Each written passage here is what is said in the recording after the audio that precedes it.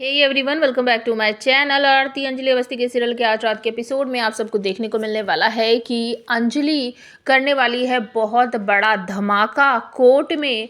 और वेद लाया है एक बहुत इम्पोर्टेंट और बड़ा गवाह जिसको पेश करने से युवराज और उसकी टीम का बिल्कुल खात्मा हो जाने वाला है। तो गणेश अवस्थी को किडनैप कर लिया गया है, जहां पर जाकर उसको बचाने वाली है आरती, लेकिन वो आरती नहीं होगी, वो अंजलि होगी।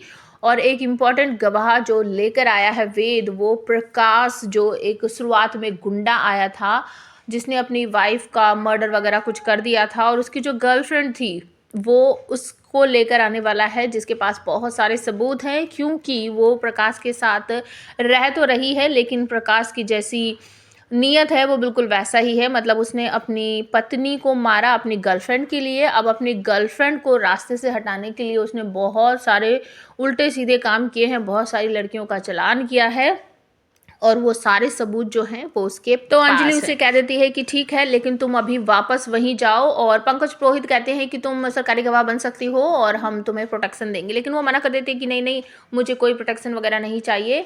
तो अंजलि कहती है नहीं नहीं सर, इसको अभी छोड़ दो, इसको वापस जाने दो, उनके साथ ही रहने दो, और ये और भी जो इम्पोर्टेंट सबूत वगैरह हैं वो कलेक्ट करेगी और हमारा सपोर्ट करती रहेगी, हमें मदद करती रहेगी। बिल्कुल वैसा ही होता है। और तभी जब गणेश अवस्थी के किडनैप की बात पता चलती है अंजलि को, तो वो फिर से आरती बन जाती है, पंकज पुरोहित के साथ वहीं पहुंच जाती है और वहां जाकर सभी लोगों को बहुत सारी टल्ली वाली बातें सुनाती है। और उसके बाद जब उसके नानू कहते हैं, मतलब गणेश अवस्थी कहते हैं कि आरती तूने दारू पी है, तू क्या कर रही है, तू मतलब ऐसी कैसे हो सकती है, हमने तुझे यही सिखाया है क्या? तो आरती कहती बस बहुत हो गया है बुड्ढे, इतनी बोलने की ज़रूरत नहीं है, और इतनी सी दारू ही तो पी है, क्या हो गया उसे दारू पीने से? बहुत सारी बातें इस तरीके से होती है वहाँ पर। और उसके बाद एक वीडियो जो है वो भी बना लेते हैं और नेताजी को कहती है कि आप लोग यहाँ से जल्दी से निकल जाइए, वो वीडियो वायरल हो जाएगा और फिर आपको कोई नहीं बचा पाएगा, और तू तो बिल्कुल मतलब तुझे तो कुछ आता जाता नहीं है। तो नेताजी भड़क जाते हैं, तू मुझे तू कह रही है?